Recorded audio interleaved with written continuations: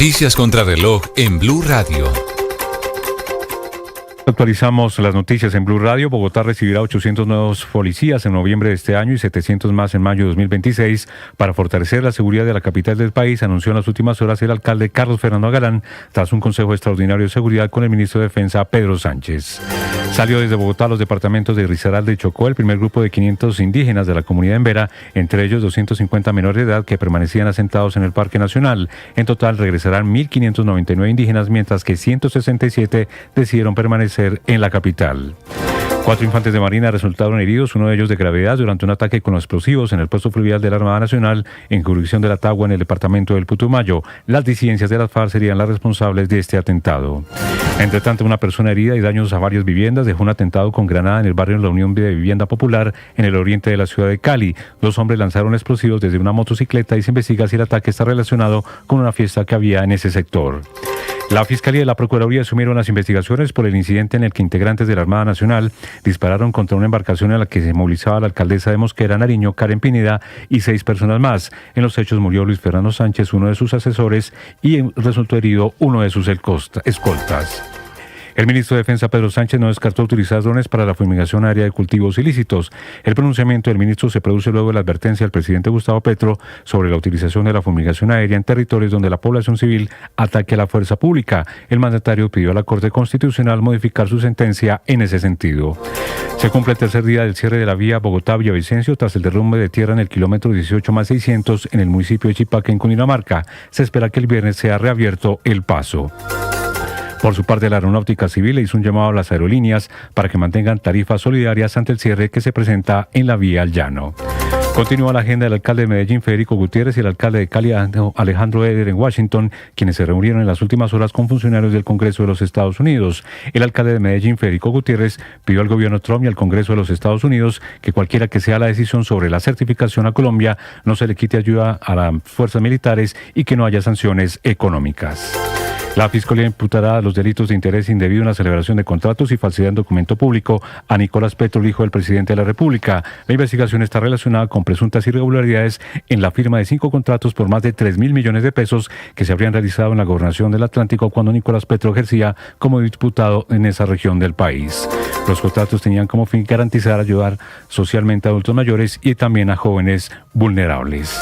Ampliación de estas y más noticias en BlueRadio.com. Sigan con Mañanas Blue. Estás escuchando Blue Radio. Todo el mundo está buscando algo. Ser el primero, estar en todo lado. Todo el mundo está buscando algo. Búscanos, porque te conectamos con la información, la opinión, el entretenimiento, porque queremos que seas el primero. @Blue Radio Co. en YouTube. Búscanos. Todo el mundo está buscando algo. Blue, más que radio. Los vamos a acompañar esta mañana con noticias, con historias. Los saludo desde Mañanas Blue. ¡Feliz mañana para todos! Mañanas Blue con Néstor Morales es de nuevo el programa más escuchado en Colombia. Gracias. Porque todos han ayudado a construir esto. Más personas despertando con Blue. Con ánimo, con fuerza, iniciamos nuestra jornada. Más razones para darles 1.000.000 de gracias por hacernos la número 1. Blue, más que radio. Escanea este código y suscríbete a nuestro canal de YouTube, @Blue Radio Co. Y disfruta y participa de la programación de Blue Radio. Blue Radio, le ponemos cara a la radio. Blue Radio, la alternativa. La agroindustria transforma los recursos naturales en productos esenciales para el mundo, pero para ser sostenible debe cuidar el presente sin comprometer el futuro. Este año, el Premio Caracol Televisión a la Protección del Medio Ambiente, en su 11ª edición, invita a empresas, ONGs y comunidades. Buenos días, son las 5 de la madrugada, 35 minutos. Un gusto saludarlos. En este amanecer, hoy es martes 9 de septiembre. Es día nuevamente de partido de la Selección Colombia. Último partido de las eliminatorias. Esta tarde-noche a las 6:30, Colombia frente a Venezuela desde Maturín. Día de fútbol, pues, quiere decir día diferente. Para muchos, día de camiseta con la Selección Colombia jugando el último partido. Aquí están los temas de conversación con las noticias, lo más importante en las redes sociales esta mañana. Camila Carvajal. Néstor, ya le voy a hablar de fútbol, pero antes, oyentes, buenos días. Como esto es lo que pasa en las redes sociales, me da mucha pena, pero tengo que contarle una cosa íntima, privada, un video pornográfico que es la tendencia. Ya le voy a hablar de fútbol, pero tengo que contarle que la gran conversación en el mundo digital es Isabela Ladera y BL, el reggaetonero. Y una de las mujeres sin duda más sexys del mundo. ¿Y qué tiene que ver un video caliente con...? Que les filtraron. BL. Es un muchachito reggaetonero de Medellín, sí, que tiene 20 y tantos años. En realidad en Barranquilla, pero por todo el país, y que ya es muy famoso en el mundo, y que tenía de novia una de las mujeres más sexys de hoy en el mundo, que es Isabela Ladera, que vive en Estados Unidos. Pues publicaron un video íntimo de ellos cuando eran novios, y esa relación que se acabó, ahora tiene la filtración del video íntimo, ¿sí? De una noche de pasión de los dos. ¿Es un video explícito? Completamente explícito. ¿Filtrado por uno de ellos? Pues ella se pronunció después de todo este escándalo y este revuelo en Colombia y en varios países de América Latina para decir, ella que es venezolana, para decir que los únicos que tenían el video eran los dos, que ella no lo publicó. Entonces que ahí hay otra demostración de que perdió muchos años de amor y de sufrimiento al lado de él. Y esto es, por eso le digo, perdóneme que empiece con esto, pero es de lo que hablan las redes sociales, el video de Isabela Ladera. Sí, es un video personal de ellos, sí, filtrado a redes sociales. ¿Viene alguna canción, algún lanzamiento? Pues no parece, es que esta relación va tan mal desde que dejaron de ser pareja que cada vez aparecen más y más ingredientes. Estoy pensando hipotéticamente, si filtran un video, este muchacho BL está a punto de lanzar alguna canción, está lanzando una canción. Cualquier cosa puede pasar. ¿Puede ser el tema del video un tema promocional de su música? Puede ser, pero aquí hay una exposición exagerada de Ladera y yo no creo que ella esté en eso en estos días, pero bueno, ahí hay todo tipo de comentarios. Ella es venezolana, sí, es muy linda. Muy bonita, es una mujer muy bonita, muy sexy. El colombiano, muy conocida, reggaetonero, que ha tenido el pelo, incluso en el video, tiene el pelo fucsia. Y entonces ahí están recordando que con su ex esposa tenía el pelo fucsia, que entonces el video es de esa época. Mejor dicho, un triángulo amoroso que de nuevo es de lo que hay que hablar en redes sociales. Pero como hay temas más serios, en redes sociales también se habla de CNE y Colombia Humana por la ponencia radicada ayer del magistrado Altus Vaquero, que en una semana, de mañana en 8 días, definirá, Néstor, el futuro del pacto histórico. Esa ponencia lo que dice es que todos los partidos que quieren hacer parte de ese movimiento sí se pueden reunir, menos Colombia Humana, y eso ha desatado toda una polémica mucho mayor en la izquierda en redes sociales. Y finalmente le decía que sí le voy a hablar de fútbol, es que hoy es día de camiseta amarilla, tendencia, numeral rumbo al Mundial, Colombia, Venezuela y la discusión eterna de la arepa.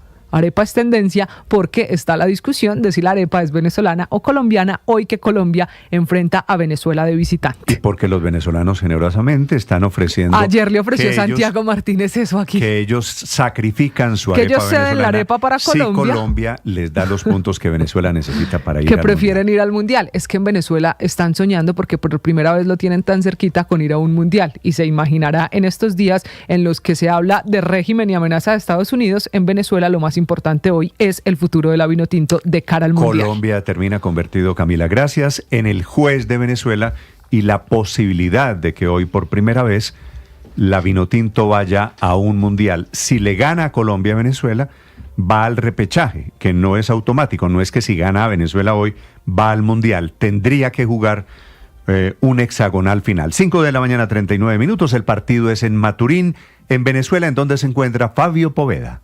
Hola Néstor, buenos días. Sobre las 4:30 de la tarde aterrizó ayer el vuelo de la Selección Colombia en Maturín para el compromiso de hoy a las 6:30 ante la Selección de Venezuela. Recordemos que Venezuela depende de sí mismo. Si gana, accederá inmediatamente al cupo del repechaje. Pero Colombia también quiere ganar, por supuesto, para meterse entre los 4 primeros de la tabla de posiciones. Néstor Lorenzo, el director técnico de la Selección Colombia, dice que no es tan fácil ganarle a los venezolanos. Y el que dice que a Venezuela se le gana fácil está equivocado. Es un equipo muy competitivo, tiene un 11 muy competitivo y siempre nos ha costado.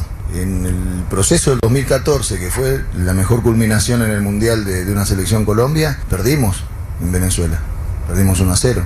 Recordemos que Venezuela está invicto en calidad de local, ha ganado 4 partidos y ha empatado otros 4. Venezuela es el único invicto junto a Ecuador en condición de local de todas las eliminatorias suramericanas al Mundial del 2026. Siempre al lado de la Selección Colombia, Fabio Poveda Ruiz para Blue Radio. Fabio, gracias. 5 de la mañana, 41 minutos. Anuncia el gobierno nacional que regresan las fumigaciones aéreas con glifosato para erradicar cultivos ilícitos, que había sido desde siempre una bandera en contra de la que se oponía el presidente Gustavo Petro, que decía que había que respetar el derecho a la vida de los campesinos en zonas donde se fumigaba.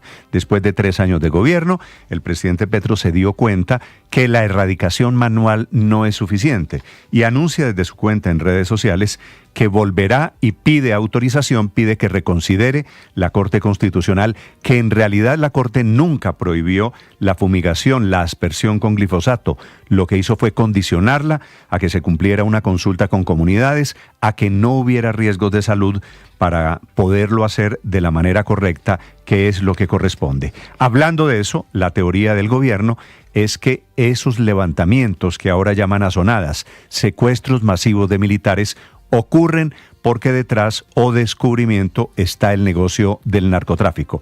El presidente Petro dice, en donde la ciudadanía toque al ejército, habrá fumigación aérea. Hablando del anuncio, el ministro de Defensa, Pedro Sánchez. Y ya se mirarán los protocolos que hay que hacer para que se revise esa sentencia.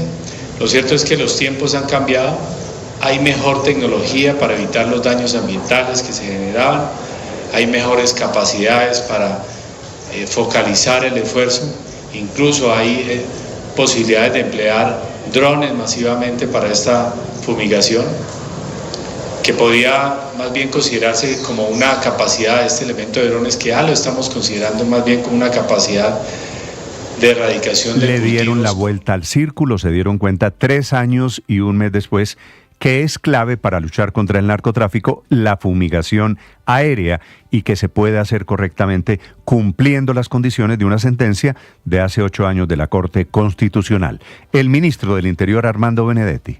Entonces, como esa gente la mueve esas estructuras criminales, yo creería que la solución puede estar, como la plantea el presidente, es envolver la aspersión de glifosato y de manera forzada, porque todo lo que ha hecho el gobierno en temas de erradicación es con la voluntad de ellos, que no sea la fuerza para no la última de las 54 azonadas, cuando el presidente Petro dice que al ejército se oponen comunidades de civiles, quiere decir estos campesinos no son civiles, sino son habitantes instrumentalizados por los grupos del narcotráfico, disidentes de las FARC o cualquiera, que mueven a las poblaciones e impiden la operación del ejército. El último capítulo ocurrió en el departamento del Cauca, en donde finalmente fueron liberados los 45 militares que estuvieron secuestrados allí por la comunidad, instrumentalizada, en este caso por Iván Mordisco y los disidentes de las FARC. Fernando Rojas, desde Popayán.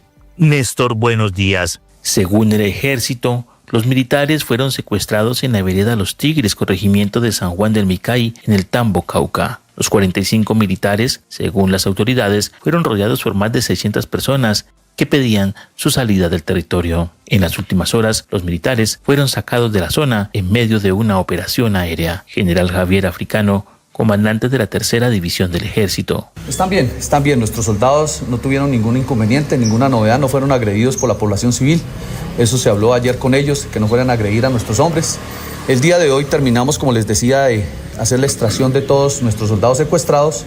Ellos pasan a una revisión médica. Es un protocolo que se cumple y que se debe hacer, pero todos venían en buen estado de salud sin ningún inconveniente. En menos de 10 meses, 4 casos de secuestro de uniformados han sucedido en el Cauca. Leonardo González, director de Indepaz. Constituye una grave infracción al derecho internacional humanitario, pues involucrar a comunidades para ejecutar estas acciones expone a civiles y militares por igual y aumenta el riesgo de confrontaciones. El comandante de la tercera división del ejército, después de dar la bienvenida a sus hombres, manifestó que la tropa continuará en el territorio y que las operaciones continúan. En la ciudad de Popayán, Fernando Rojas, Blue Radio. Fernando, a propósito de narcotráfico, llegó el secretario de Defensa de los Estados Unidos a visitar las tropas que están en el Caribe. El secretario se llama Pete Hegseth, está en Puerto Rico realizando una visita sorpresa y advertencias a los narcotraficantes y al gobierno de Maduro que operan allí desde el Caribe. En Washington con la noticia, Juan Camilo Merlano. Néstor, buenos días. Y aquí no ha habido ni el más mínimo intento del Pentágono de mantener este viaje en secreto. Compartieron múltiples videos en sus cuentas de redes sociales donde no solo se vieron las capacidades de los equipos y tropas desplegadas para la operación contra los cárteles en el Mar Caribe, sino de la visita del secretario también de guerra, Pete Hegseth, y del jefe del Estado Mayor Conjunto, Dan Kane, particularmente al poderoso buque anfibio USS Iwo Jima, el que bien puede ser la punta de lanza de esta operación con su grupo de élite de Marines de unos 2.200 efectivos. Ante ellos se dirigió Pete Hegseth con una arenga que tuvo como respuesta un grito de guerra. Pareciera como cuando un comandante va a motivar a su tropa antes de una misión trascendental. Escuchemos. How we doing, warriors? Make no mistake about it. What you're doing right now, it's not training. This is the real world exercise on behalf of ¿Cómo vamos, guerreros?, le preguntaba Pete Hegseth, y allí se escuchaba el grito de los Marines. No se equivoquen, lo que están haciendo ahora no es un entrenamiento, esto es un ejercicio del mundo real en defensa del interés nacional vital de los Estados Unidos de acabar con el envenenamiento del pueblo estadounidense, decía el secretario de guerra. Recordemos que hasta hace unos días se llamaba secretario de defensa, pero el presidente Trump firmó una orden ejecutiva el viernes renombrándolo, que realmente es un título secundario para que oficialmente sea el nuevo nombre del Pentágono. Esa orden ejecutiva tiene que pasar por un proceso de aprobación en el Congreso. Este era un nombre que tuvo el departamento entre 1789 hasta 1947. Pues Hegseth se refirió a ese nuevo nombre también en su visita a las tropas. Dijo que quienes amen la paz deben prepararse para la guerra y compartió el siguiente mensaje ante los efectivos en el Iwo Jima. Parece un tráiler de una película. To the sailors and Marines of the Iwo Jima, Godspeed. A los marineros y el cuerpo de Marines del Iwo Jima, buena suerte, es un honor estar con ustedes hoy. Son una increíble representación de Estados Unidos y del poder estadounidense, y los narcoterroristas están notificados de que no vamos a permitir más que envenenen al pueblo estadounidense, decía el secretario. Néstor. Gracias, Juan Camilo. El gobierno, el régimen de Maduro parece tomar nota de la amenaza de la cercanía de esos barcos norteamericanos, y en Caracas la nueva orden del régimen es que los venezolanos se preparen en todos los frentes. En Caracas, Santiago Martínez. Hola, señor Néstor, buen día. No es solamente la milicia, los alistados o los reservistas, o por supuesto la Fuerza Armada y la policía, quienes deben estar preparados en caso de un conflicto armado con Estados Unidos, pues para el gobierno el llamado es a prepararse para cualquier venezolano dentro del país. Esto lo dice Diosdado Cabello, no como ministro de Interior y Justicia, sino en su rol de secretario del Partido Socialista Unido de Venezuela, el partido de gobierno, donde insistió que esa preparación es o debería ser en todos los frentes, y aunque insistía que eso no significa un llamado a la guerra o que el gobierno quiera o llame a un conflicto armado con Estados Unidos, sí reiteró que todos deben estar alertas, sobre todo en aquellos que pudiesen ser caballos de Troya, es decir, que sirvan para los intereses extranjeros. Escuchemos. Cómo ir a la transición del pueblo en armas, la situación que tenemos, la transición del pueblo en paz. Nosotros no estamos llamando a guerra de ningún tipo, ni tenemos guerra, ni queremos guerra con nadie, pero nuestro pueblo debe estar preparado y alerta en todas las instancias, en todos los frentes, de todas las maneras y formas, debe estar el pueblo preparado, y el partido es parte fundamental, se pone a la orden de esta orden que ha dado nuestro presidente. Esto además lo decía Diosdado Cabello, Néstor, con una gorra que decía dudar es traición, como dando un mensaje a cualquiera que lo viera allí. Sin embargo, a pesar de toda esta presión militar internacional, pues Nicolás Maduro tiene tiempo para acordarse de la Navidad, y al igual que el año pasado, el año anterior, anuncia que por su inicio es por decreto a partir de este martes 1 de octubre. Más temprano también el ministro de Defensa, Vladimir Padrino López, afirmaba que el país permanece en alerta y sin miedo ante esta operación de Estados Unidos en el Caribe, pero a su vez advirtiendo que más allá de la amenaza, saben que la administración Trump busca una división en la Fuerza Armada y que salga por allí algún traidor. Néstor. Como nuestro pueblo está permanentemente cuidando su felicidad y por la actividad económica, comercial, cultural, que se una, que se fortalezca, vamos a aplicar la fórmula de otros años, que nos ha ido muy bien para la economía, para la cultura, para la alegría, para la felicidad, y vamos a decretar desde el 1 de octubre, arranca la Navidad en Venezuela otra vez. Martes 1 de octubre, Néstor, como el año pasado, arranca la Navidad en Venezuela, será por decreto igual que Nicolás Maduro. Ya comenzaron los preparativos aquí en Caracas, colocación de luces y de arbolitos en los principales edificios administrativos de la ciudad. Néstor.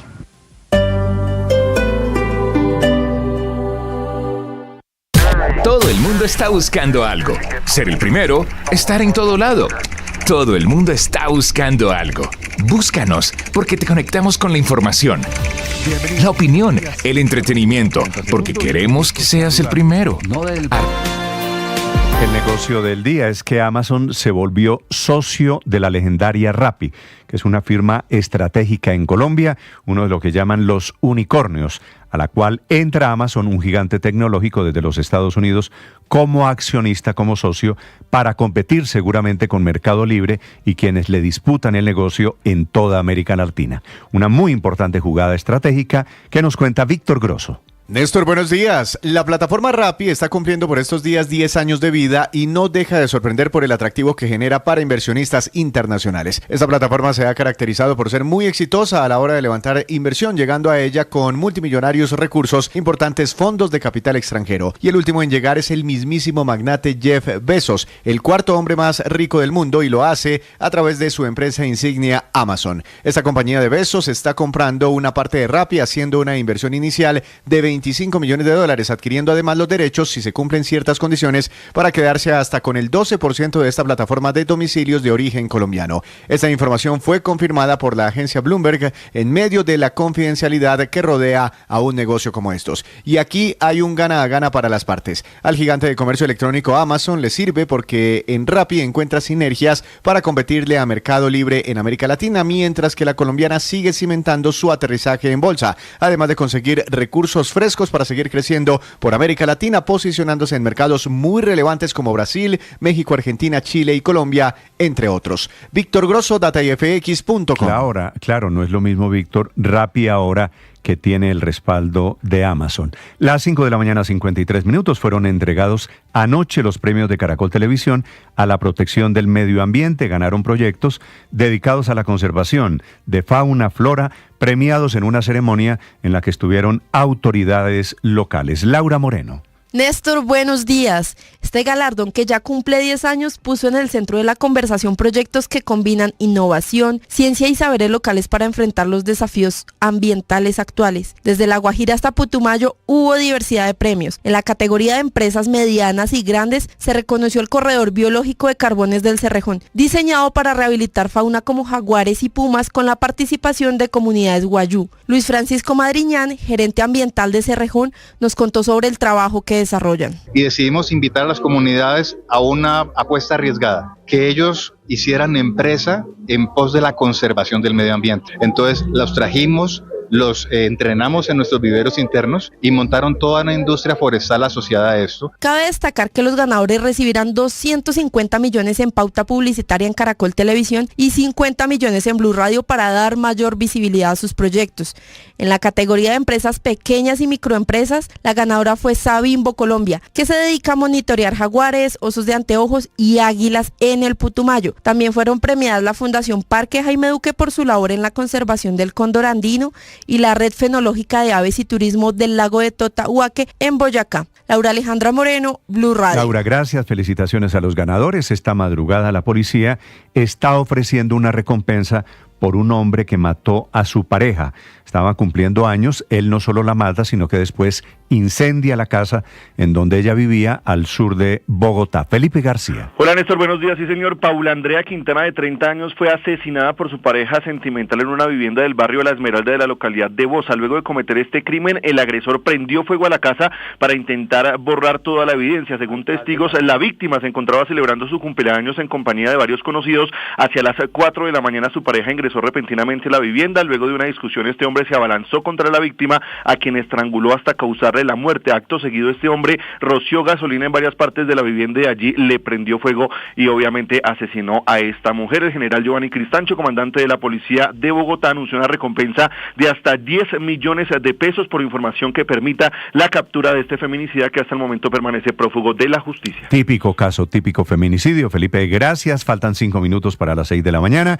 Hablando de inseguridad, anuncia el alcalde la llegada de 800 policías que llegan a la ciudad para reforzar la seguridad en los diferentes cuadrantes en las 20 localidades. El alcalde Carlos Fernando Galán.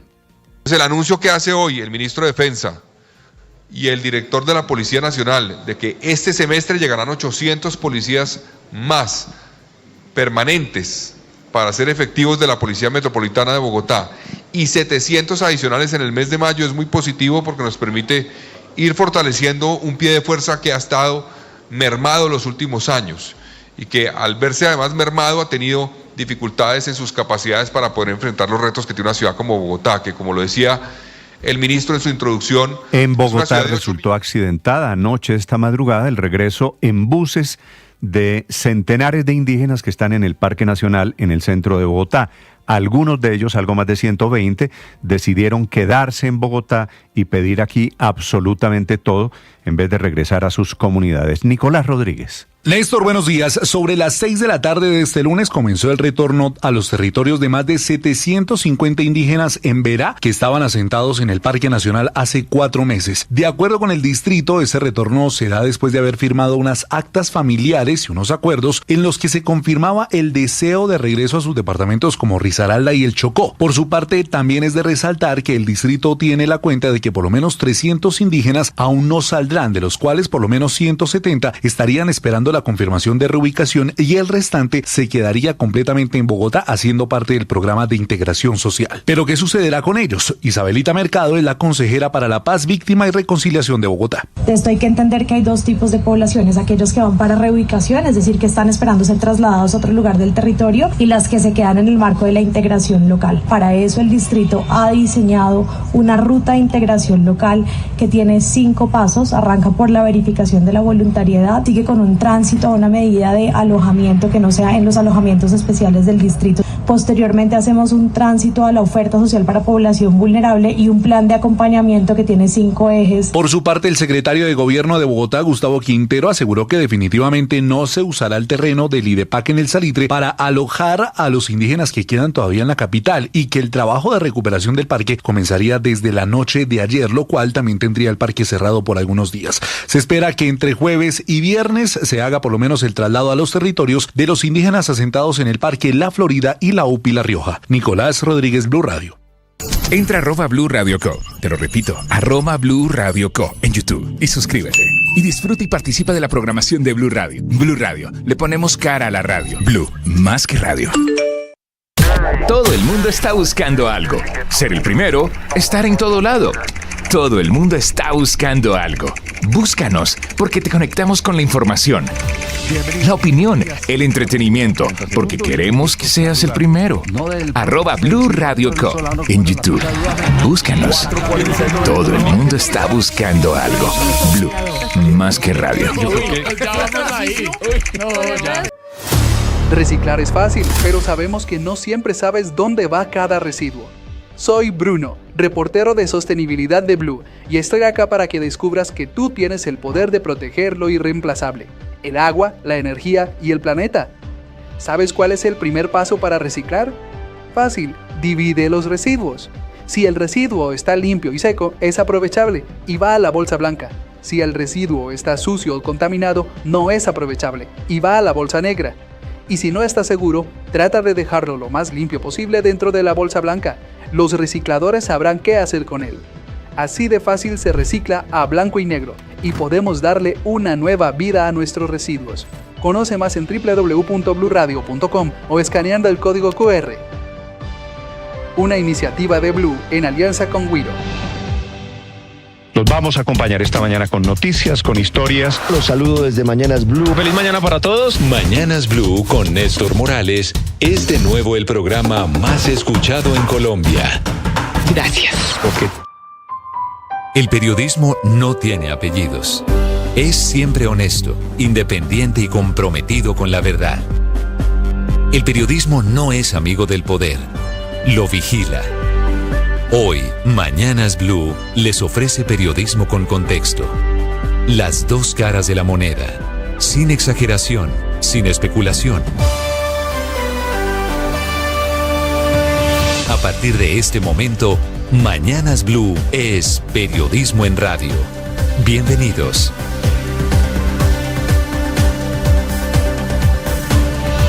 Bienvenidos, muy buenos días. Son las 6 de la madrugada, 40 segundos. Es un día martes histórico.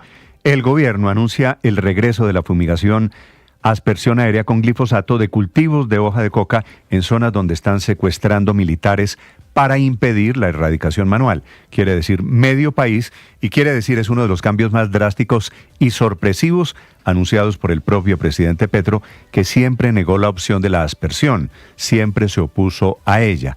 Y ahora, 3 años y un mes después de comenzar el gobierno, la anuncia ante el creciente número de azonadas por todo el país. Lo anuncian el presidente Petro, su ministro de Defensa, que le piden a la Corte Constitucional que reconsidere un fallo del año 2017, de hace 8 años, que en realidad no prohibió el glifosato, sino que lo condicionó en modo de fumigación a unas condiciones que es lo que tendrá que cumplir ahora el gobierno: delimitar la zona, hacer consulta con las comunidades y garantizar que no tendrán efectos secundarios en la salud de los colombianos, siempre con el aval del Consejo Nacional de Estupefacientes, que además es controlado por el gobierno. Así que si el presidente Petro quisiera, podría hacerlo rápidamente. Mismas condiciones que puso la Corte, que fueron recogidas en el acuerdo de paz con las FARC en el 2016, que solo sería glifosato cuando las condiciones de seguridad y de orden público hicieran inviable los programas de erradicación manual, que es lo que está pasando con 54 secuestros de militares. A propósito, el último terminó en el departamento del Cauca. Fueron liberados en las últimas horas los 45 militares que estuvieron retenidos allí, en esa comunidad que es manipulada, instrumentalizada por los señores de Iván Mordisco, este jefe todopoderoso del cartel disidente de las FARC, que es el que controla hoy buena parte, territorialmente hablando, del país. Colombia tiene casi 300.000 hectáreas de cultivos hoy de hoja de coca, que es lo que dirá el informe de Estados Unidos cuando nos desertifique, muy probablemente la semana entrante. Es la extensión más alta en la historia, con la producción de cocaína disparada a niveles nunca antes vistos. Estamos produciendo casi 3.000 toneladas, dice el último informe de Naciones Unidas, con los niveles de erradicación en mínimo. Por eso no es coincidencia que el anuncio del regreso de la fumigación lo haga el presidente Petro también como una señal a Estados Unidos de que finalmente cede el gobierno colombiano para efectos de luchar contra el mundo de las drogas. Amanecemos con un largo listado de ataques terroristas, hoy todos relacionados con el mundo del narcotráfico. Una lanzada granada en el barrio oriente de Cali, 3 personas heridas, atacado un puesto fluvial de la Armada en Putumayo, 4 infantes de Marina heridas, ataques a comunidades indígenas en Maicao y en Uribia, en La Guajira, en jurisdicción del Cerrejón, en lugares en donde están los rieles del tren que mueve el carbón en el norte de Colombia. Y la Procuraduría y la Defensoría asumieron la investigación por la muerte de Luis Fernando Sánchez, que es el nombre de la víctima de los disparos. Muerto él, un asesor de la alcaldesa de Mosquera en Nariño, muerto él por disparos lanzados desde una embarcación de la Armada Nacional. Iba en la lancha en la que viajaba la alcaldesa Karen Lisset Pineda. Sánchez además era esposo de una funcionaria de la Defensoría del Pueblo. Todo ocurrió en El Patía. Dice la Armada que sus hombres, en este episodio muy confuso todavía, dispararon porque la lancha navegaba en sentido contrario a alta velocidad, que no quiso detenerse, no tenía luces, un ataque en principio causado por la sospecha de que era un barquito dedicado al narcotráfico. Termina metiéndose en la controversia el presidente Petro diciendo que allí se violaron todos los protocolos de seguridad. Hablando de seguridad, en Bogotá muy importante el anuncio que hace el alcalde Galán de que llegarán 800 policías antes de que termine este año para reforzar la seguridad. Hubo Consejo Extraordinario de Seguridad con el propio ministro de Defensa. Ya salieron hablando de Bogotá, de los resguardos hacia Risaralda y Chocó los primeros centenares de indígenas, cerca de 700 de los que estaban en el Parque Nacional. Están mandándolos en buses desde anoche. Al final, en el último bus, cuando se suponía que todos salían, decidieron quedarse 100 personas que se niegan a irse. Se están pidiendo esta mañana todo lo divino y lo humano a la alcaldía de Bogotá, vivienda y educación. Para ellos, alguna razón para que se quedaran estos 100 indígenas en Bogotá. Continúa el cierre indefinido en la vía al llano. Ya les voy a contar, la Aeronáutica Civil hizo un llamado a las aerolíneas para que mantengan tarifas solidarias que no eleven los precios en estos días en los que el tiquete de avión es una de las pocas alternativas para viajar entre Bogotá y los llanos orientales. Bienvenidos, son las 6 de la mañana, 5 minutos. Un gusto acompañarlos con este caudal de noticias. Hay un episodio confuso esta mañana en el Mediterráneo frente a las costas de Túnez, en donde se ve una embarcación de la flotilla humanitaria que intenta llevar ayuda, comida para los gazatíes. Entró un cañonazo o un dron a uno de esos barcos en donde aparentemente iba Greta Thunberg, causando un incendio. Lo reportan los representantes de esta flotilla, que son 22 barcos que salieron desde Barcelona. Dice Túnez que no hubo un ataque con drones. Se mete esta madrugada el propio presidente de la República de Colombia, Gustavo Petro, atribuyéndole el ataque al gobierno israelí de Benjamín Netanyahu. Dice Túnez en respuesta que fue un incendio en una bodega en donde guardaban los chalecos salvavidas. En el barco van o iban 6 personas y la tripulación, todos salieron ilesos. Son activistas encabezados, por Greta Thunberg, que lleva comida para los gazatíes que siguen asediados por el nuevo ataque del gobierno de Israel. Hoy es el Día Internacional de los Derechos Humanos. En medio de esta guerra del Medio Oriente, que vale la pena recordarlo, los han violado allí todos. Los últimos, los representantes del gobierno de Israel. En Colombia es el Día de los Derechos Humanos porque se están cumpliendo 371 años del fallecimiento de San Pedro Claver. Esta madrugada en martes se está produciendo un informe de la Contraloría demoledor sobre el sistema de salud, hablando de la nueva EPS, que habla de cómo, es una auditoría de los últimos 3 años, de cómo la deuda de la nueva EPS, que hoy controla el gobierno, podría colapsar el sistema de salud. Dice que la deuda asciende, Ricardo, a 21 billones de pesos. La cuenta por pagar, Néstor, exactamente que es el riesgo esa cifra del colapso de todo el sistema de salud. Sí, señor. La auditoría que hizo la Contraloría compete a los años 2022 a 2025.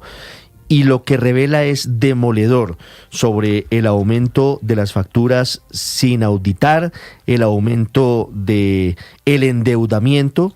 Sobre todo en el último año hay un aumento del 155%, pero lo más grave es eso. Las cuentas por pagar de la nueva EPS ascienden a 21.87 billones de pesos. Y la Contraloría dice, esto no solo pone en riesgo a esa EPS, que es la más grande, la que atiende más colombianos, sino que incluye un posible efecto dominó que podría llevarse por delante a todo el sistema de salud de los colombianos. 6 de la mañana, 8 minutos, ya les contaré del informe, repito, de la Contraloría sobre esta nueva EPS que tiene, como la mayoría de las EPS en Colombia, control del gobierno. Fue intervenida el año pasado por el gobierno nacional, la maneja el gobierno nacional, que no ha arreglado el problema. Hoy es día de fútbol, partido de la Selección Colombia en Maturín contra Venezuela. Colombia termina convertido en el juez de Venezuela, que podría ir por primera vez, en caso de que le gane a Colombia, tener la posibilidad de ir al Mundial del año entrante. Ricardo. Hola, Néstor, feliz mañana para usted y para todos. Es cierto, el equipo colombiano que llegó al final de la tarde del día anterior en unas extremas medidas de seguridad a Maturín, pasó ya su primera noche allí en el lugar, en la ciudad donde hoy a las 6:30 de la tarde se definirá el capítulo más determinante en la historia del fútbol venezolano. Recordemos que Colombia llega ya a este último juego con el tiquete asegurado al Mundial. Puede ser tercera, puede ser cuarta, hoy es quinta en la eliminatoria, pero ya no la saca nadie de la Copa del Mundo. La otra cara la vive la Vinotinto, que se juega hoy sus posibilidades. Ya les vamos a contar cuál es ese juego de alternativas, de encuadres que le permitirían a Venezuela llegar al repechaje, ese que es el gran objetivo de 2 selecciones en el día de hoy. Hay 2 partidos fundamentales en la ruta de esta jornada, el de Maturín entre Venezuela y Colombia y el de El Alto a más de 4.000 metros de altura entre Bolivia y Brasil, porque venezolanos y bolivianos se juegan la vida camino al repechaje. Parece más probable que Venezuela haga algo frente a Colombia que Bolivia haga algo frente a la selección de Brasil. Mi corazón está hoy con la Vinotinto, 6 de la mañana, 10 minutos. Bienvenidos, aquí está el resumen en Voces y Sonidos en Mañanas Blue. No. El presidente Gustavo Petro planteó la posibilidad de reactivar las fumigaciones aéreas con glifosato suspendidas en Colombia desde hace 10 años. El anuncio se da por la crisis por el secuestro de 45 militares durante una sonada en el municipio del Tambo, en el departamento del Cauca. El ministro de Defensa, Pedro Sánchez, incluso habló de la posibilidad de fumigar con drones. Que podía más bien considerarse como una capacidad de este elemento de drones, que ya lo estamos considerando más bien como una capacidad de erradicación de cultivos con aspersión para reducir este cáncer. El ministro del Interior, Armando Benedetti. Como esa gente la mueve esas estructuras criminales, yo creería que la solución puede estar, como la plantea el presidente, es envolver la aspersión de glifosato y de manera forzada. Fueron liberados los 45 soldados que permanecían en poder de más de 600 campesinos en zona rural del Tambo, Cauca. Los soldados llegaron a Popayán después de 2 días de secuestro. Fueron cercados por al menos 600 campesinos. 45 uniformados quedaron en cautiverio, mientras que otro grupo logró escapar. Pedro Sánchez, ministro de Defensa. Aquí los militares y policías le ponen el pecho y le ponen la vida para proteger a los colombianos. Dijo el ministro de Defensa que revisarán posibles cambios en los protocolos de acción ante los ataques de civiles. Se determina un área, un círculo de supervivencia vital de la fuerza pública, el cual quien ingrese a ese perímetro sabe muy bien las consecuencias que podría tener. Acabamos de ser disparados por la Armada. Fui la alcaldesa municipal, él es el policía que estaba acá conmigo.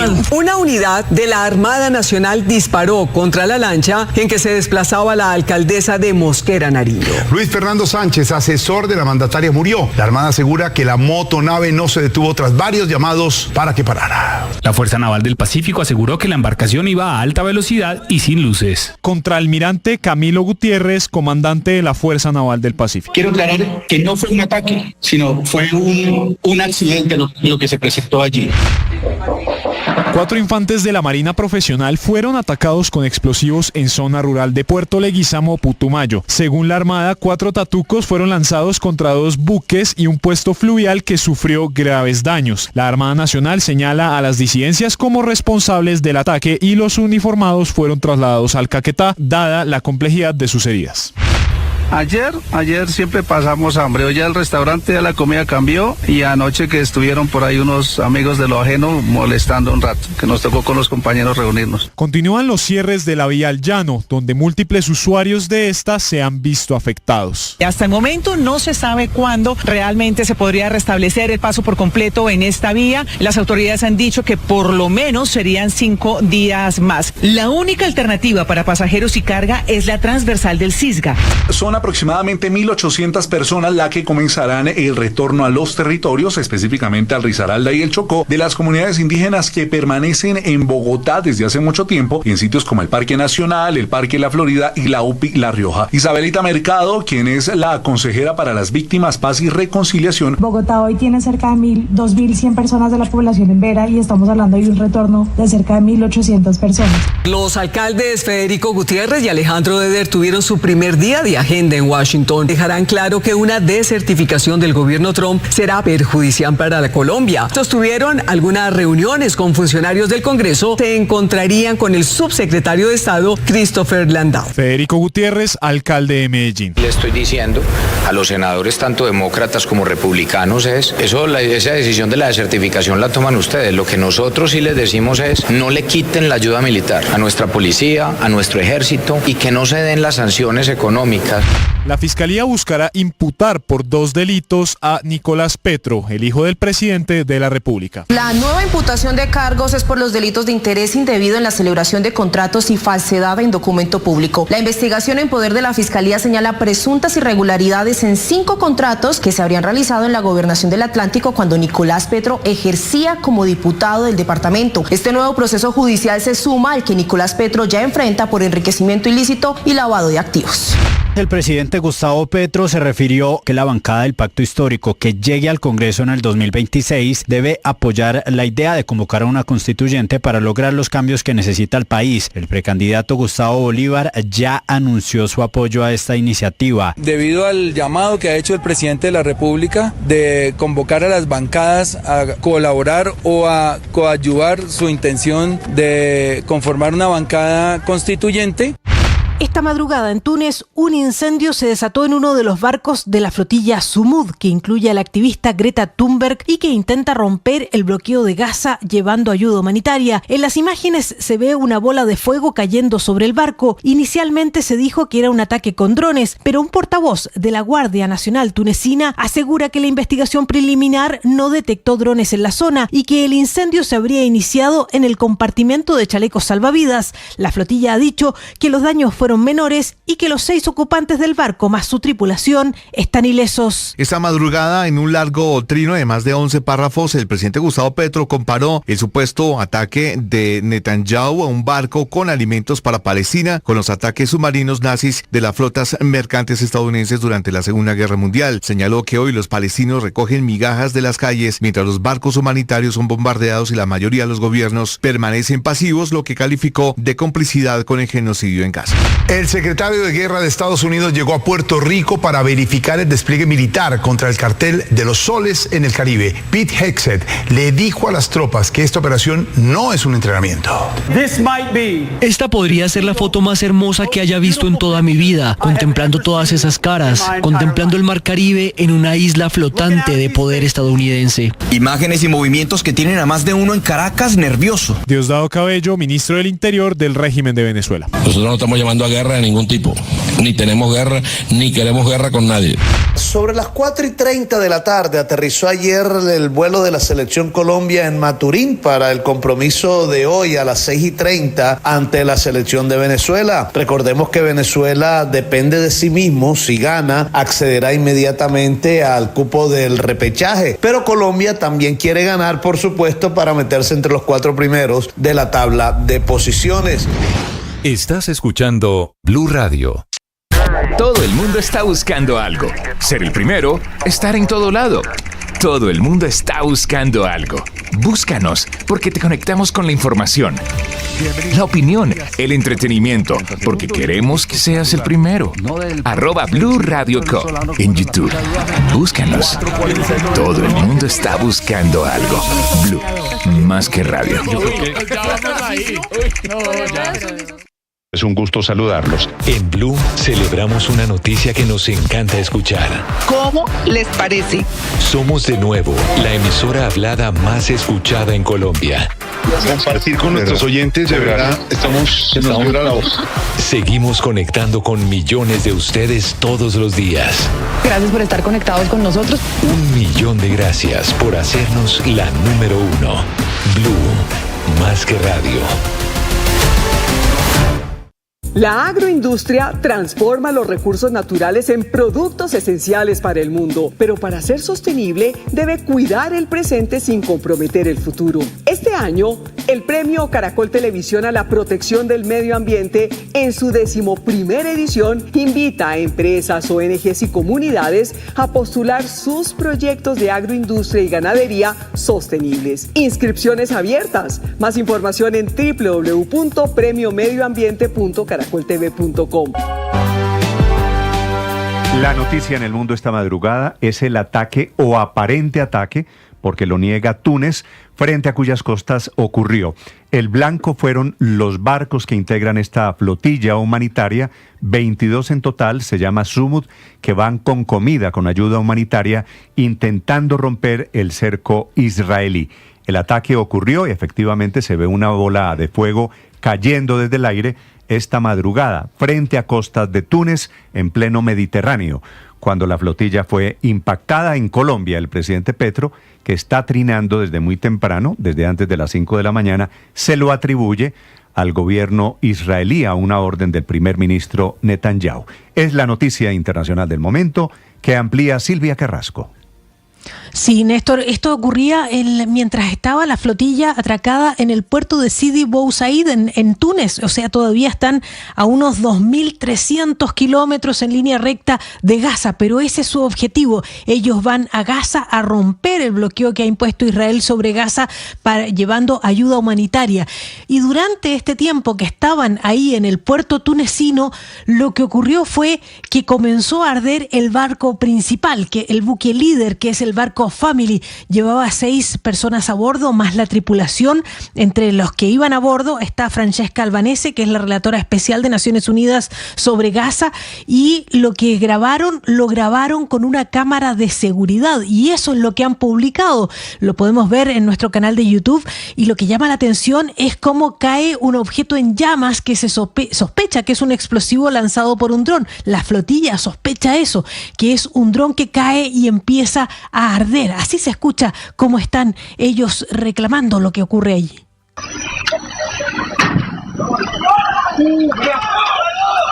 Se escucha la explosión y cómo todo el mundo reacciona ante ese objeto que está cayendo en llamas. Es la propia tripulación, los propios ocupantes del barco los que apagan el fuego, y lo que ellos dicen es que ese explosivo habría sido lanzado por un dron. Pero lo que sí también coinciden es que no se trata ni de un misil convencional ni un ataque con artillería. No hay explicación en qué consiste esa bola de fuego que cae sobre el barco. Los daños son menores, la tripulación y los ocupantes están a salvo, y lo que dicen testigos oculares es que ellos vieron un dron flotando muy cerca, aproximadamente a 4 metros por sobre el barco, antes de soltar ese dispositivo explosivo. Eso es lo que dice un testigo ocular allí. Sin embargo, la posición del gobierno de Túnez es distinta. Ellos niegan rotundamente cualquier ataque con drones. Dicen que no hay ningún tipo de información, de datos de radar que hable de un ataque hostil, y dice que cualquier informe sobre eso es totalmente infundado.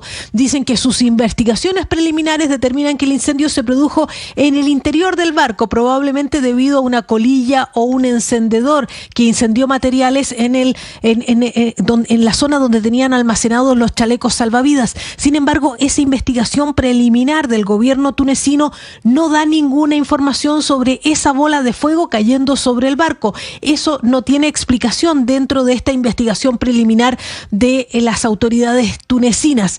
Y lo que ellos dicen es que no se detecta ningún tipo de drones operando cerca del puerto. Claro, uno está atento a lo que dice Francesca Albanese, que es esa relatora especial de Naciones Unidas para Palestina y que participa en la flotilla. Ella dice que las imágenes que han publicado corresponden a la cámara de seguridad del barco, y dice que si se confirman violaría la soberanía tunecina y equivaldría a una agresión. Eso es lo que está ocurriendo allí. Insisto, no es cerca de Gaza, esto está a 2.300 kilómetros de Gaza y todavía es materia de investigación. La flotilla considera que esto debe ser un dron israelí que los pudo haber atacado. Eso dicen algunos de sus miembros, porque han tenido ataques israelíes en flotillas anteriores, como la flotilla Libertad, que uno de sus barcos fue hundido en mayo pasado. Por lo tanto, lo que sabemos en concreto es que el origen del fuego, según las imágenes del video, es una bola de fuego. Según la flotilla, es producto de un dron. Según el gobierno tunecino, es un fuego que se inició dentro del barco y no da explicación a la bola de fuego. Eso, insisto, ocurre en Túnez, muy lejos de Gaza, porque en Gaza hay otra noticia, Néstor, y es que el gobierno israelí, comandado por el propio primer ministro Benjamín Netanyahu, ha dado un ultimátum para que la gente abandone la ciudad de Gaza. La gente se niega a irse y se están derribando ahí todos los edificios de altura, incluso sin aviso previo. El último edificio, incluso con ocupantes de 12 pisos, fue derribado el día de ayer, Néstor. Silvia, como todo queda grabado del ataque de esta madrugada, hay varios ángulos. Este lateral, que es en ese barco atacado, aquí se ve efectivamente ya el fogonazo, sí, desde un costado. Pero en el otro barco que estaba grabando, la otra imagen capta el momento en el que algo cae. Sí, cae algo incandescente desde el cielo. Pues, o es un meteorito, o es un dron, o es un bombazo. Pareciera un ataque. Pero evidentemente parece algo venir desde el cielo. ¿Con qué imagen están trabajando en este momento los señores del gobierno de Túnez para negar que se trate de un dron y un ataque exterior?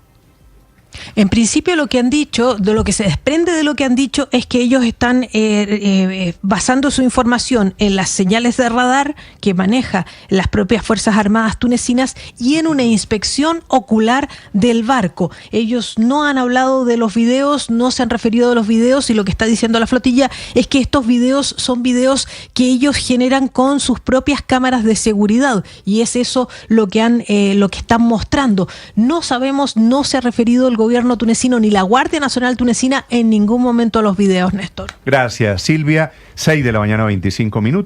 El presidente Petro se mete en este tema, que es una de sus obsesiones, Felipe, esta madrugada, no solo para trinar condenando este ataque, sino para atribuírselo ya al gobierno de Israel, que puede ser, por supuesto, en caso de que se confirme que es un dron, claro que puede estar Israel, pero eso es apenas de momento una hipótesis. Eso no hay confirmación de absolutamente nada. Ojalá el señor presidente trinara sobre el atentado anoche en Cali, sobre lo que pasó anoche en La Guajira, pero no, él está por allá en Gaza, él está en Líbano, él está en otro cuento, ¿no? El presidente Gustavo Petro, ya les vamos a contar, que hace el anuncio del regreso de la fumigación aérea, de la aspersión en Colombia para luchar contra los cultivos ilícitos. La noticia del momento es el informe de la Contraloría, que esta madrugada de martes, muy temprano, emite una alerta sobre la crítica situación financiera que atraviesa la nueva EPS, que es una de las más grandes de Colombia. Tiene más de 10 millones de afiliados y que tiene unas cuentas de 21 o algo más de 21 billones de pesos, tema del que también se está ocupando el señor presidente. Felipe García. Hola Néstor, buenos días. Sí señor, la Contraloría encendió las alarmas frente a la crítica situación financiera y administrativa de la nueva EPS, todo esto tras un operativo de policía judicial en el que se recolectaron más de 4.500 archivos relacionados con su gestión en 2023, 2024 y el primer semestre de este año. Este hallazgo revela un panorama de deudas billonarias, anticipos sin soporte, facturación represada y fallas en la contratación que no solo comprometen la estabilidad de esta EPS, sino que amenazan la sostenibilidad de todo el sistema de salud colombiano. Según este informe preliminar de la Dirección de Información, Análisis y Reacción Inmediata, entre 2023 y 2024, los anticipos pendientes por legalizar pasaron de 3,4 billones de pesos a 8,6 billones de pesos, con un incremento del 155%.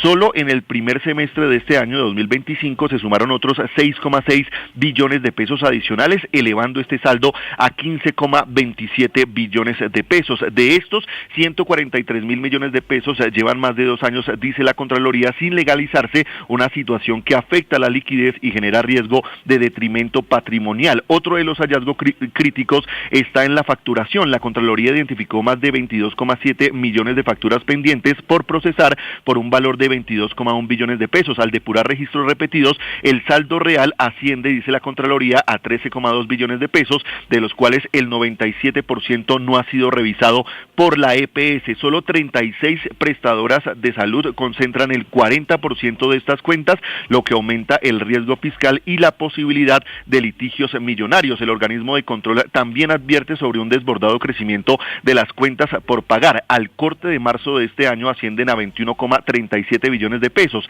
Esto refleja un profundo desequilibrio financiero que amenaza con restricciones en la prestación de servicios y con el colapso de la red asistencial. A ello, Néstor, se suman deficiencias en la construcción de reservas técnicas, en la constitución más bien de reservas técnicas, subestimadas en 11,1 billones de pesos a diciembre de 2024. La situación, Néstor, se agrava por la falta de documentación en los contratos de prestación de servicios y por las deficiencias tecnológicas de la EPS, dice la Contraloría, para garantizar un control confiable de la información. Felipe, 6:28 a.m, anuncia el Gobierno Nacional, el presidente Petro y su ministro de Defensa, Pedro Sánchez, el regreso de la fumigación aérea. Esto quiere decir la aspersión, seguramente con glifosato, a la que se había opuesto tanto el presidente Petro en época de campaña electoral y durante los primeros 3 años del gobierno. Perdón, se opuso de una forma muy vehemente el senador Gustavo Petro a cuando el entonces presidente Iván Duque planteó la posibilidad de regresar al uso de la aspersión aérea con glifosato de los cultivos ilícitos. Prácticamente,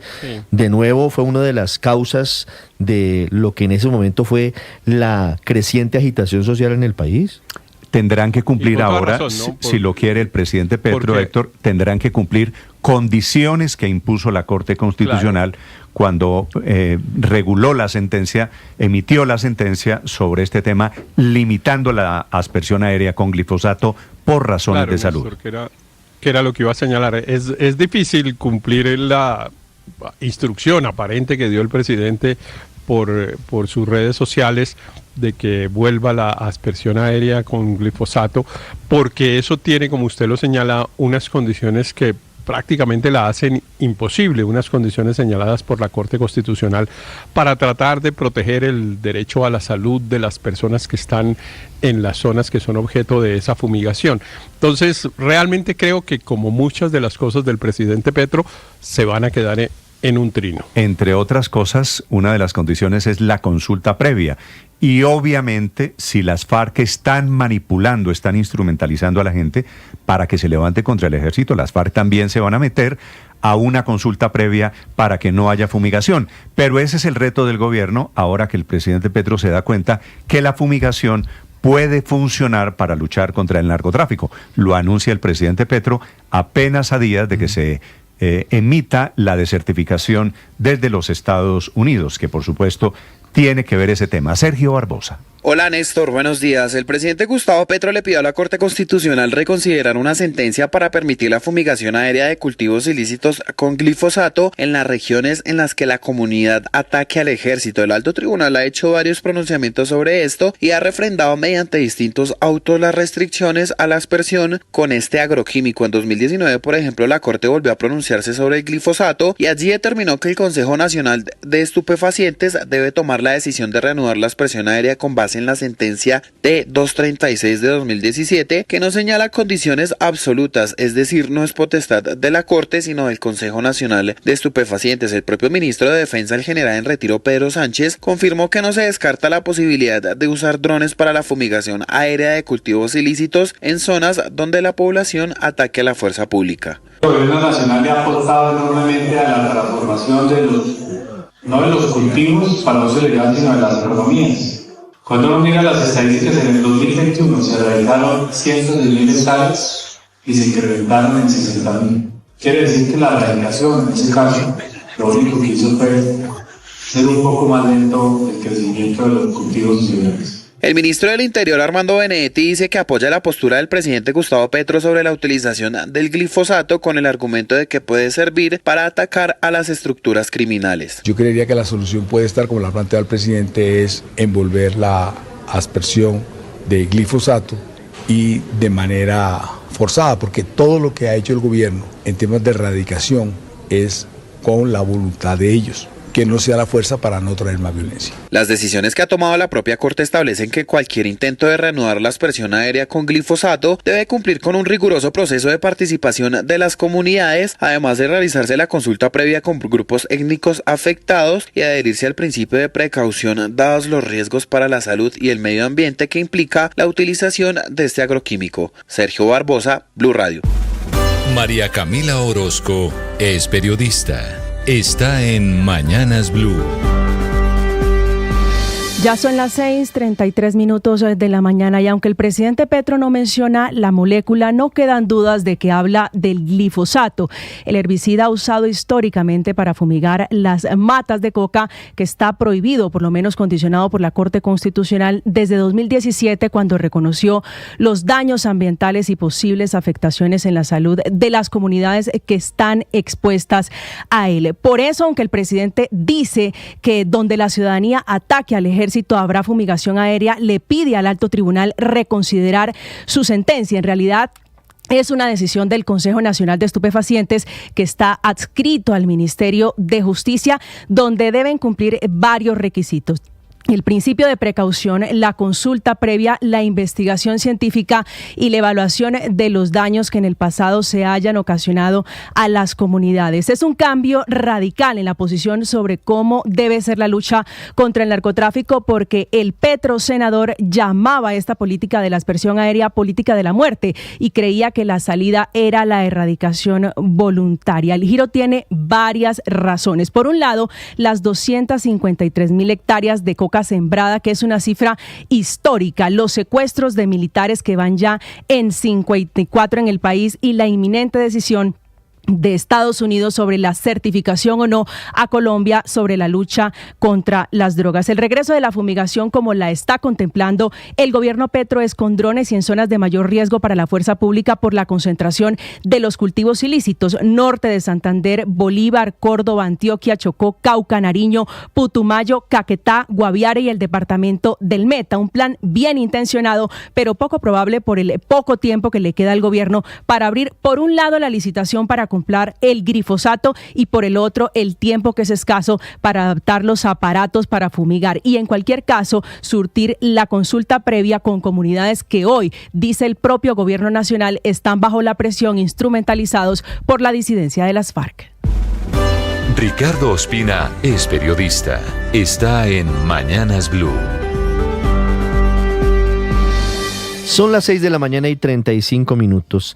La motivación que tuvo el presidente Gustavo Petro para hablar del regreso eventual de la fumigación aérea con glifosato de los cultivos ilícitos ha sido la seguidilla de azonadas, de secuestros por parte de supuestos integrantes de comunidades en zonas cocaleras de integrantes de la fuerza pública. El caso más reciente ocurrido en una vereda del Tambo, Cauca, que mantuvo secuestrados durante más de 24 horas a 45 militares. Pero no es el único hecho en el que se presentan este tipo de actuaciones que son ilegales. Según cifras oficiales, de acuerdo con lo que existe en los registros de la Fiscalía, este año se han cometido 52 azonadas en el país, 39 de ellas en contra de militares. En el grupo que involucra a integrantes de las fuerzas militares, 29 casos están en indagación en la Fiscalía, 6 en investigación formal con alguna persona imputada o vinculada formalmente a la investigación y solamente 4 están en etapa de juicio. La mayor concentración de estos casos de azonadas y secuestros por parte de la supuesta comunidad de integrantes de la fuerza pública están en Nariño con 9 casos, en Cauca con 7, Valle del Cauca con 4 y Cali con 3, lo que implica que claramente está sobrepuesto el mapa de las azonadas y secuestros de militares por parte de la comunidad con los sitios en los que mayoritariamente hay cultivos y laboratorios de procesamiento de droga. En ese contexto hablamos hoy de otras situaciones difíciles en materia de orden público, también algunas de ellas en el suroccidente de Colombia.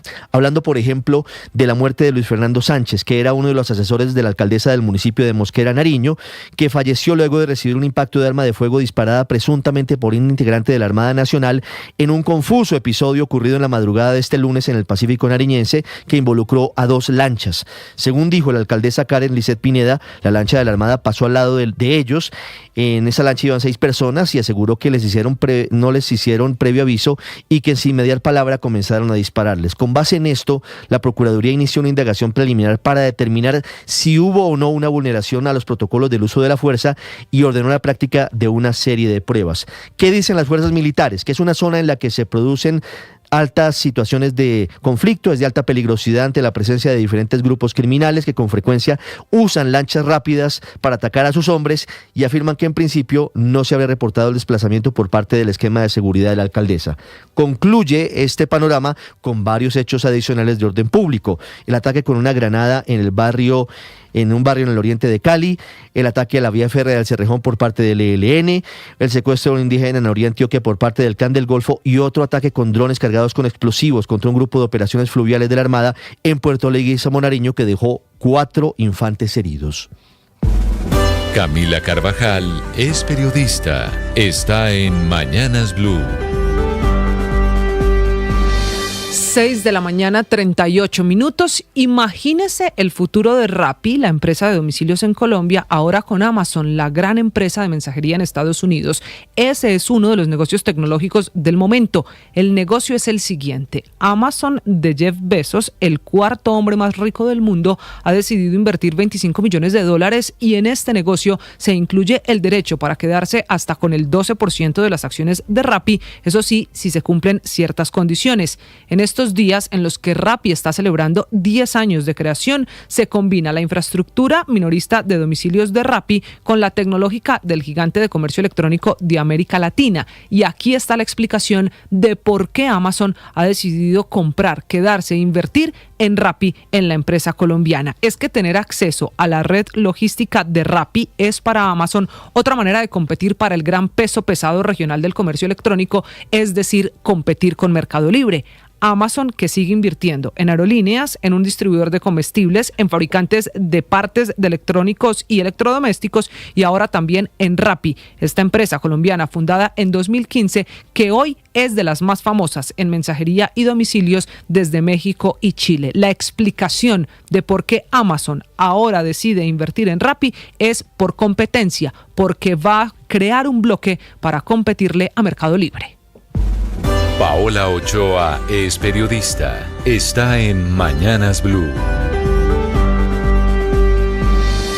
6 de la mañana, 40 minutos. Ambiente para bajar el monto del presupuesto general de la Nación. Vuelta más difícil que la del Titanic, pero vuelta que empiezan a rumiar las comisiones económicas ante la inminencia de tener que aprobar el monto antes del próximo lunes 15 de septiembre y a fin de evitar que se expida nuevamente por decreto, como ya pasó el año pasado por primera vez en toda la historia en un hecho inédito desde la expedición de la Constitución del 91, de decisión que, recordemos, tomó el presidente Gustavo Petro ante la negativa del Congreso de aprobarle un presupuesto que venía desfinanciado en 12 billones de pesos y cuyo déficit venía amarrado también a la aprobación de una ley de financiamiento de Yahoo que parecía inminente y condenado a repetirse nuevamente este año con un presupuesto que está desfinanciado en 26 billones de pesos y encadenado nuevamente a una tributaria o ley de financiamiento destinado de alguna manera a ser rechazado otra vez por las comisiones terceras y cuartas de Cámara y de Senado. No obstante, en las últimas horas parece comenzar cierto ambiente en esas comisiones económicas para recortar de común acuerdo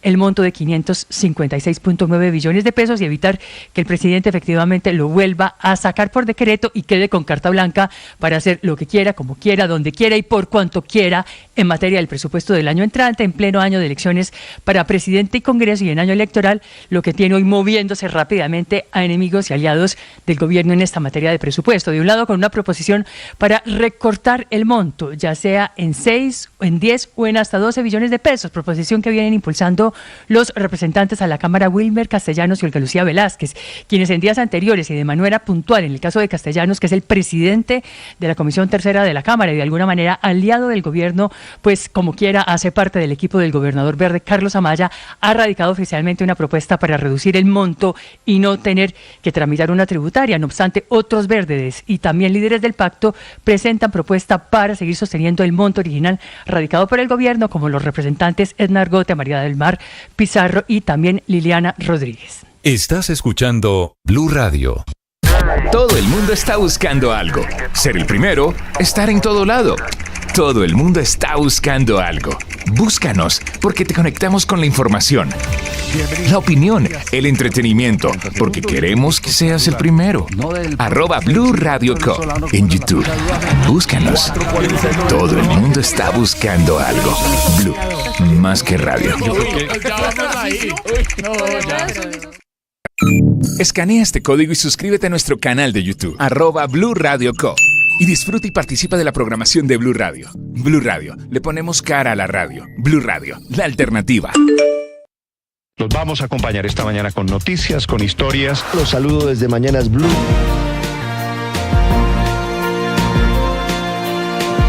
Dice el presidente Petro que en el episodio del Pacífico Nariñense se violaron los protocolos de seguridad que hicieron disparar al guardia en el retén oficial de Tumaco. Se refiere al ataque de la Armada Nacional contra una embarcación en la que iba una alcaldesa, la del municipio de Mosquera, en Nariño. El encargado de la seguridad allí es el almirante Camilo Mauricio Gutiérrez, que es comandante de la Fuerza Naval del Pacífico colombiano. Almirante, un gusto saludarlo. Buenos días. Néstor, muy buenos días para usted y para todos los oyentes. Almirante, gracias por el espacio. No, señor, quisiera que usted le explicara a los colombianos, le agradezco estos minutos, qué fue lo que sucedió, cuál fue el error y de quién fue el error, almirante. Néstor, primero que todo, no sabemos si fue un error todavía. Eso es materia de investigación. Ya todos conocemos que en un hecho confuso, porque en realidad fue un hecho confuso, un hecho fortuito, se cruzó una embarcación desconocida con una embarcación de infantería marina que navegaban sobre el río Patía. Esta embarcación desconocida, el día de ayer en la madrugada, iba navegando desde el municipio de Mosquera hacia Tumaco a alta velocidad, en horas de la madrugada, a oscuras, en rumbo contrario a la embarcación de infantería marina, con rumbo colisión, por decir así como decimos nosotros los marinos, lo que representaba cierto riesgo para el personal de infantes de marina que estaba allí. La información que tenemos por parte del personal de infantería marina que estaba allí es que hicieron los llamados a viva voz. De hecho, habían inspeccionado ya 2 embarcaciones que se encontraban también, 2 metreras que llevaban remesa que se encontraban también en el mismo sector. Y nos informan que hicieron los llamados a viva voz para detener la embarcación con gritos, señales luminosas con una linterna que tenía uno de los oficiales que iba allí en la embarcación, y por último efectuaron disparos, ellos dicen disparos de advertencia, lo cual es materia de investigación en este momento. Hasta ese momento no teníamos conocimiento de la embarcación, ni de quién iba en la embarcación. Una vez la embarcación se detuvo, fue que tuvimos conocimiento que allí se estaba desplazando la alcaldesa del municipio de Mosquera con un personal de seguridad y con unos asesores. Sí, almirante Gutiérrez, pero a ver, vamos por partes. Si la Armada Nacional o la embarcación de la Armada hizo disparos de advertencia, ¿por qué los disparos de advertencia los dirigen contra las personas que iban en la embarcación, en el barquito donde iba la alcaldesa? Eso es... Néstor, eso es lo que es materia de investigación en este momento. Se lo digo con todo el respeto, dispararle al bulto no parece un disparo de advertencia. Así como se ve, tiene toda la razón. Los disparos de advertencia pueden pegar en el agua y pueden rebotar, o pueden pegar en algo metálico y pueden rebotar. Eso es, no quiero sacar conclusiones apresuradas y no quiero que las saquemos, simplemente quiero que le demos el tiempo y el espacio para que surta todo el proceso y todo el procedimiento de la investigación y poder clarificar lo más pronto posible el hecho. Sí. Créame, Néstor, que si hay responsabilidad de algún miembro de la institución, de la Armada Nacional, vamos a asumirlo y vamos a responder ante la institución, ante la opinión pública y ante el país. ¿Por qué me dice usted, general Gutiérrez, que todavía no hay, almirante Gutiérrez, perdóneme, ¿por qué me dice que no hay confirmación de que haya sido un error? Si murió una persona, un asesor de la alcaldesa allí en Nariño, ¿no es claro, evidente que hubo un error? Eso es lo que estamos inspeccionando y llegó una comisión inspectora del nivel central, ajeno a la Fuerza Naval del Pacífico, pero de la Armada Nacional, precisamente para investigar si se siguió todo el protocolo o no se siguió el protocolo y toda la doctrina establecida para estos casos. Claro que ahí, infortunadamente, hay una persona fallecida, hay una persona herida.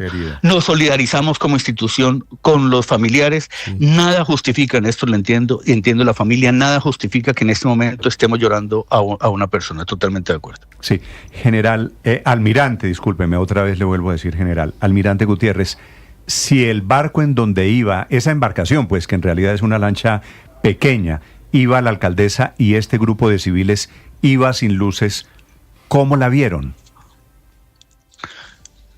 Los infantes de marina en la noche navegan con visores nocturnos y se escucha el ruido del motor cuando se va en el río. Por eso esa es una alerta y por eso uno sabe en qué momento viene una lancha y qué tan rápido viene también, dependiendo del ruido. Sí. Así es. Almirante, lo que dicen los testigos, por supuesto que aquí vendrán las investigaciones correspondientes, pero lo que dicen los testigos, quienes iban en la lancha que presuntamente fue atacada, entre ellos la alcaldesa de Mosquera, Nariño, y otro sobreviviente, es que los infantes de Marina, los integrantes de la Armada, no les hicieron señal de pare, no hubo advertencia previa, sino que empezaron a disparar sin que mediara ningún tipo de alerta. La versión contrasta, por supuesto. Lo que ustedes les dicen es que sí hubo un llamado para que se detuvieran. Sí, esa es la información que tenemos por parte de las personas y de los infantes de Marina que estaban en la embarcación. No quiero polemizar ni quiero contradecir a la alcaldesa ni a los testigos. Por eso quiero que surta toda la investigación precisamente para poder aclarar los hechos. ¿Hay algún elemento técnico que pudiese ir más allá de la versión de unos contra la versión de los otros? Dentro de esa investigación se hace un croquis y por ejemplo, tenemos el arma con la que se efectuaron los disparos, entonces esa va a ser entregada a la fiscalía y hay una serie de pruebas técnicas donde se puede confirmar o se pueden desvirtuar. ¿Hay grabaciones, por cualquiera ejemplo, de las dos? ¿Los procedimientos se graban? No. Ese procedimiento tengo entendido que no está grabado. El de ayer tengo entendido que no está grabado. Cuando el presidente Petro dice que se incumplieron protocolos de seguridad, ¿a qué se refiere? Yo entiendo que se refiere a los protocolos de seguridad de embarcaciones, porque hay unas medidas de seguridad establecidas en el mar y en el río, unas medidas de seguridad para la navegación mercante y para la navegación costanera. Por ejemplo, el llevar las luces de navegación, el llevar chalecos salvavidas, el informar los zarpes, los atraques. De hecho, en casos anteriores, por lo general, cuando se iba a mover la lancha o cuando se movía la lancha de la alcaldía, se coordinaba el monitoreo de la seguridad de la embarcación por parte del batallón de Infantería Marina número 41. Sí. Se coordinaba y se brindaba la seguridad. El último evento que se coordinó fue el del día jueves anterior. Estamos verificando porque no tenemos solicitud ni coordinación para seguridad, para brindar seguridad o monitoreo para el movimiento que se efectuó el día de ayer donde sucedió esto. Es que le pregunto por la tesis del presidente de que se incumplió un protocolo de seguridad, porque a renglón seguido el presidente dice que ese incumplimiento hizo disparar al guardián en el retén oficial. Se refiere al guardián, se refiere al hombre de la Armada, ¿verdad? Puede ser, no quiero interpretar las palabras del señor presidente, pero a mi entender Digo, almirante Gutiérrez, los hombres de la Armada que usted comanda, ¿están instruidos para disparar cuando una embarcación no se identifica o cuando va sin luces? ¿Es la instrucción que da la Armada? No, esa no es una instrucción de la Armada. Hay un procedimiento establecido de uso de la fuerza y la orden es disparar una vez sientan en riesgo su vida o hayan sido afectados. Por ejemplo, una vez les hayan disparado a ellos. Sí, almirante, no si el protocolo es pedir el acompañamiento de la Armada para este tipo de recorridos, ¿usted tiene idea de por qué la alcaldía o la alcaldesa en esta oportunidad no la pidió? No sabemos porque como digo, el último acompañamiento o la última coordinación fue para el movimiento desde Tumaco hasta Mosquera la semana pasada. Sí, en esa zona, almirante, ¿qué grupos delinquen? Porque desde ayer lo que se había dicho era que habían disparado porque es de alta concurrencia o presencia de grupos armados, de lanchas. ¿Es posible que la hayan confundido con alguna lancha o embarcación que llevara droga? Sí. Es una zona de narcotráfico, de salida de narcotráfico por el corredor Pacífico y también delinquen grupos armados organizados.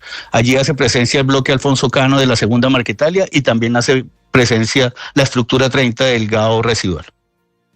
Sí. Almirante, después del incidente, ¿los integrantes de la Armada inspeccionaron la lancha atacada?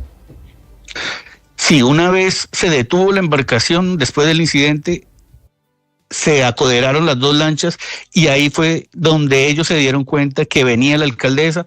De hecho, pasó el enfermero de combate a la embarcación donde venía la alcaldesa para brindar los primeros auxilios a las dos personas heridas en ese momento. Y se inició el regreso para Mosquera. Ellos se fueron a bordo de la lancha brindando los primeros auxilios, pero infortunadamente fue cuando falleció el señor Luis Fernando en el tránsito hacia Mosquera. Es una tragedia. Almirante, ¿encontraron algo irregular en la lancha? No, tengo entendido que no encontraron nada irregular. Sí. Es el almirante Camilo Mauricio Gutiérrez, el comandante de la Fuerza Naval del Pacífico, sobre el episodio, el confuso episodio todavía alrededor de la seguridad o de los civiles que también navegan en el Pacífico colombiano. ¿Cuándo cree usted, almirante Gutiérrez, que tiene el resultado de la investigación? Para tranquilidad de todos, de la audiencia pública del país, espero que sea lo más pronto posible. No está en mis manos darles una fecha, pero sí cuentan con todo el compromiso del personal de la Fuerza Naval del Pacífico, de los medios, para poder esclarecer estos hechos en el menor tiempo posible. Sí, también tengo entendido, está investigando la Procuraduría, ¿verdad? Sí, la Procuraduría, tengo el conocimiento que la Procuraduría abrió una investigación ayer también precisamente para investigar estos hechos. Pues, almirante, lamento mucho saludarlo en estas circunstancias. Sé que para ustedes también es doloroso, es la muerte, un civil muerto, otro herido, producto de este confuso episodio. Almirante Gutiérrez, gracias. Le deseo feliz día. Néstor, muchísimas gracias. Es doloroso para nosotros, como usted lo dice. Como usted lo dice, es doloroso para nosotros porque la misión de la Armada Nacional es la de la defensa y la soberanía de la nación y el proteger y salvaguardar la vida de los colombianos. Así es. Nos solidarizamos con la familia, con los amigos del señor Luis. Gracias, Néstor, por este espacio. Por eso el golpe de esta noticia en un episodio de la Fuerza Naval del Pacífico colombiano que termina atacando a una embarcación de civiles. 6:55 minutos. Estás escuchando Blue Radio. Todo el mundo está buscando algo. Ser el primero, estar en todo lado. Todo el mundo está buscando algo. Búscanos, porque te conectamos con la información, la opinión, el entretenimiento, porque queremos que seas el primero. @Blue Radio Co. en YouTube. Búscanos. Todo el mundo está buscando algo. Blue, más que radio. Es un gusto saludarlos. En Blue celebramos una noticia que nos encanta escuchar. ¿Cómo les parece? Somos de nuevo la emisora hablada más escuchada en Colombia. Compartir con nuestros oyentes, de verdad, se nos llora la voz. Seguimos conectando con millones de ustedes todos los días. Gracias por estar conectados con nosotros. 1.000.000 de gracias por hacernos la número 1. Blue, más que radio.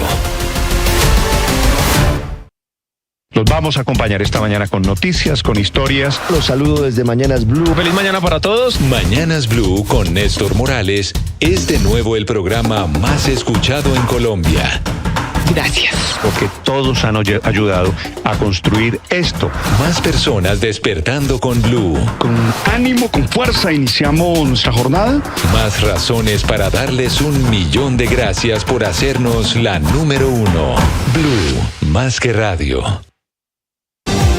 Padre, buenos días. Buen día, Néstor, con ánimo, con fuerza, como siempre, martes. Entonces uno trata de tener las emociones más serenas, más fuerza. Wow, cipote sol tan bacano. Cipote, sí. ¿Ah? No sé qué quiere decir cipote sol tan bacano, pero sí. Es un cipote sol bacano. Yo emocionado, feliz, contento y con ganas de salir adelante y atento a la vida misma. Y es momento tal vez para sonreír. Claro que hay que sonreír, Néstor, siempre. Tema de hoy, padre. Néstor, es que ayer estaba conversando con un profesor mío de la antigüedad y él me decía, se quejaba de la precisión. Cuando éramos estudiantes, él insistía en que uno no podía decir más o menos. Uno decía más o menos y él decía, ¿qué significa eso? Precíselo, dígalo.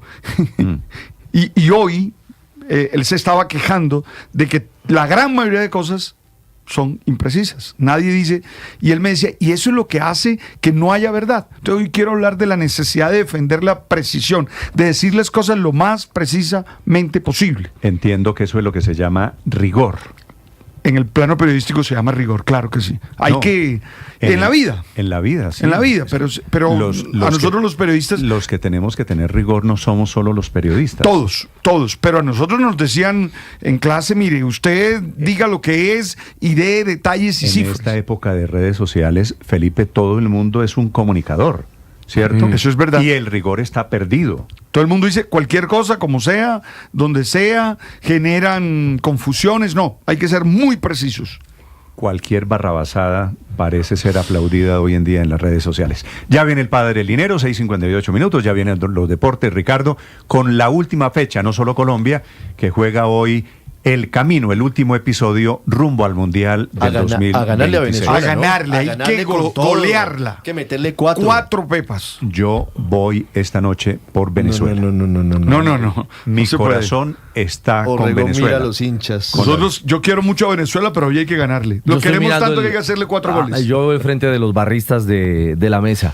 No, yo creo que sería interesante, ver a Venezuela en un repechaje y verla en un campeonato del mundo por primera vez. Lo veremos. Lo cierto es que hoy Colombia tiene la posibilidad y la necesidad también de sumar en esa batalla. ¿Usted también quiere ver a Venezuela en el Mundial? Yo sí quisiera ver a Venezuela en un campeonato. Otro que se fue del lado del señor director. Yo quiero ver a Colombia rematando muy bien su eliminatoria. Hoy tengo la amarilla puesta, esta amarillita sencilla. Muy bien, así tiene que ser, Aurelio. Esa amarilla ese amarillo está muy deslucido, ¿no? Deslucido no, desteñido. Modesto, pero patriótico. Pasado por decol. Bueno, pero no debería ser. Es del 98, pero yo sí espero. Que era del 62. No, yo creo que eso parece la camiseta blanca de la época del Dorado. A mí sí no me molestaría el tongo. El tongo quiere decir que Colombia pierda a propósito, Héctor. Un tipo defensor de la ley.